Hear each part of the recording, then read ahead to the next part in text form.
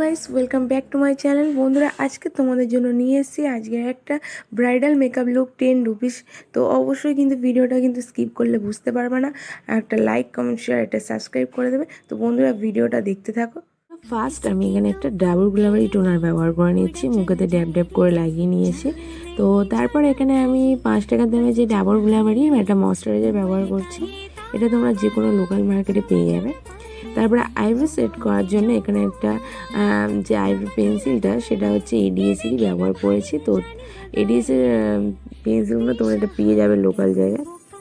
তো তারপরে আমি এখানে একটা পন্সের ক্রিম আর 10 টাকার যে পাতা আর তারপরে একটা পন্সের যে পাউডার, সেটা দুটো ভালোভাবে মিক্স করে নিয়ে আইব্রোটাকে সেট করে নিচ্ছি। তোমরা দেখতে থাকো, দেখো কত সুন্দর সেট হয়ে গিয়েছে।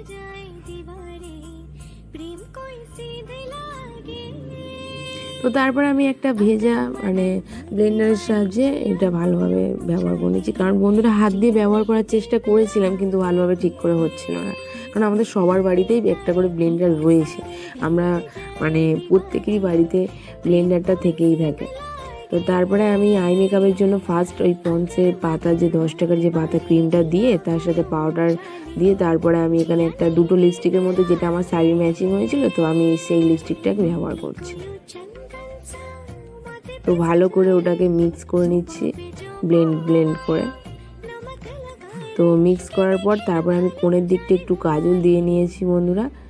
কাজলটা দিয়ে ভালো করে মিক্স করছি। কোণের দিকটা কাজলটা দেওয়ার পর আরও খুব সুন্দর একটা লাগছে। আর তারপরে সামনের দিকটা কাটকিস করে নিয়েছি, যে হাফ কাটকিস বলে না, সেই জায়গাটা ওই যেটা আমি দিয়ে আইব্রোটা সেটিং করেছিলাম, তো সেইটাই ওই ব্রাশে ছিল। তো সেটা সামনের দিকটা একটু দিয়েছিলাম, একটু হালকা হালকা লাগছিল।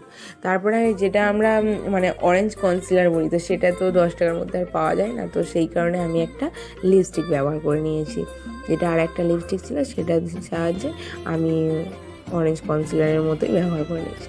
তারপর এখানে যে পন্সের যে পাতা 10 টাকার, তো সেইটা আমি সেটাই ফেসে এখন দিচ্ছি।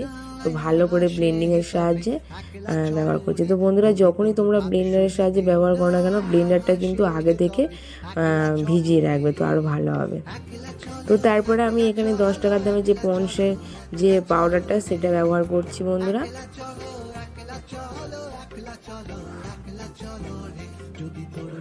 তারপরে আমি আর একটা যে লিপস্টিক ছিল, এটাও 10 টাকারই দাম, তো এইটার সাহায্যে আমি কন্ট্রোল করে নিচ্ছি।